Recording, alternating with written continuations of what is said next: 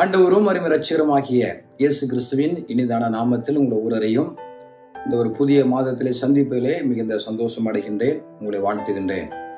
இந்த மாதத்தினுடைய சகல ஆசீர்வாதங்களையும் கர்த்தர் உங்களுக்கு அளவில்லாமல் தருவாராக. சங்கீதம் 36:7 வசனம். தேவனே, உம்முடைய கிருபை எவ்வளவு அருமையானது, அதனால் மனுபுத்திரர் உமது செட்டைகளின் நிழலிலே வந்தடைகிறார்கள். கர்த்தருடைய கிருபையை நம்ம ஒவ்வொரு நாளும் அனுபவிக்கின்றோம். அந்த கிருபையை கர்த்தர் நமக்கு அளவில்லாமல் தரக்கூடியவராக அவர் இருக்கின்றார். அவர் கொடுக்கிற சுகம், அவர் கொடுக்கிற பலன், அவர் கொடுக்கிற ஆரோக்கியம், அவர் நமக்காக வைத்துக்கிற அந்த ரட்சிப்பிலே நாம் தினந்தோறும் மகிழ கர்த்தருடைய கிருபை ஒவ்வொரு நாளும் நமக்கு தேவையாக இருக்கிறது. ஆகவே தாவீதினுடைய ஒரு அனுபவம், உம்முடைய கிருபை எவ்வளவு அருமையாக இருக்கிறது என்று சொல்லி தன்னுடைய வாழ்க்கையிலே அவர் அனுபவத்தை எழுதுகிறதை நம்ம பார்க்கின்றோம். ஆகவே அன்பானவர்களே, அவருடைய கிருபை நம்ம ஒவ்வொரு நாளும் வாழ்ந்து வளர்ந்து அதை அனுபவிக்க கர்த்தர் கிருபை செய்திருக்கின்றார். அதனாலதான் மனுபுத்திரர்கள் அனைவரும் அவருடைய செட்டைகளின் நிலையிலே வந்தடைகிறார்கள். கர்த்தருடைய செட்டைகளின் கீழே அடைவது பெரிய ஒரு பாக்கியம். உன்னதமான பிள்ளைகளுக்கு ஆண்டு வைக்கக்கூடிய அவ்வளவு ஆசீர்வாதங்களை நாம் பெற்றுக்கொள்ளக்கூடிய மக்களாக கர்த்தர் வைத்திருக்கின்றார். ஆகவே அவருடைய கிருபையை ஒவ்வொரு நாளும் நம்ம பார்க்க வேண்டும். அவருடைய செட்டைகளின் நிழலிலே வந்தடையத்தக்கதான கிருபையை தேவன் நமக்கு தருகிற ஒரு தேவனாக இருக்கின்றார்.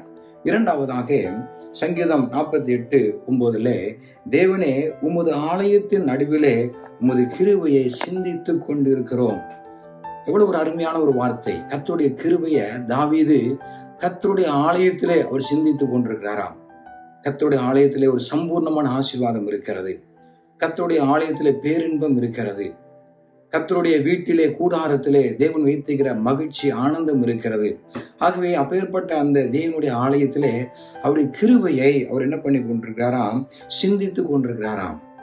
அவர் கொடுக்கிற அந்த கிருபையை ஆலயத்திலே இருந்து சிந்தித்து செயல்படுத்தக்கூடிய ஒரு அனுபவத்தை நாம் வைத்துக் கொள்ள வேண்டும்.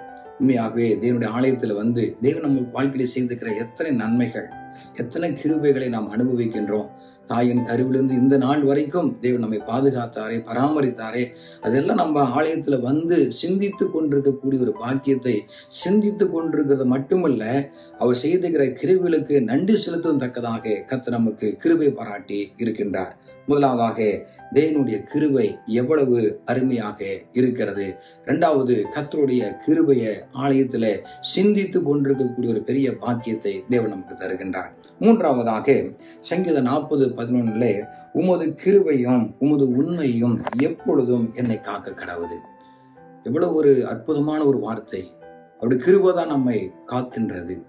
அவருடைய கிருபை தான் நம்மை சூழ்ந்து கொள்ளுகிறது. அவருடைய கிருபை இல்லாம நம்ம இந்த உலகத்துல ஒரு நொடி பொழுது கூட வாழ முடியாது. வாழலாம், ஆனா கர்த்தருடைய கிருபை தான் நம்மை வாழ வைக்க வேண்டும்.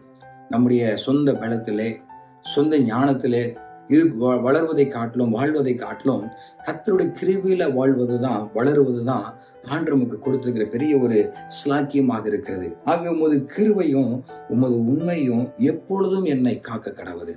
கர்த்தர் உண்மையுள்ளவராக இருக்கின்றார். அவருடைய கிருபை ஒரு நாள் கூட நம்மை விட்டு விலகுவது கிடையாது. நாம நிற்பது அவருடைய பெரிய ஒரு கிருபை. நம்ம செயல்படுவது கர்த்தருடைய பெரிய ஒரு கிருபை. நமக்கு ஆண்டு கொடுத்து கூட இப்பேற்பட்ட அந்த சரீரத்துல ஒவ்வொரு உறுப்புகளும் அதன் வேலையை சரியாக செய்கிறது கர்த்தருடைய ஒரு பெரிய ஒரு கிருபை. இந்த நாளிலே அவருடைய கிருபை நாம அருமையானதாய் நம்ம அனுபவிப்போம்.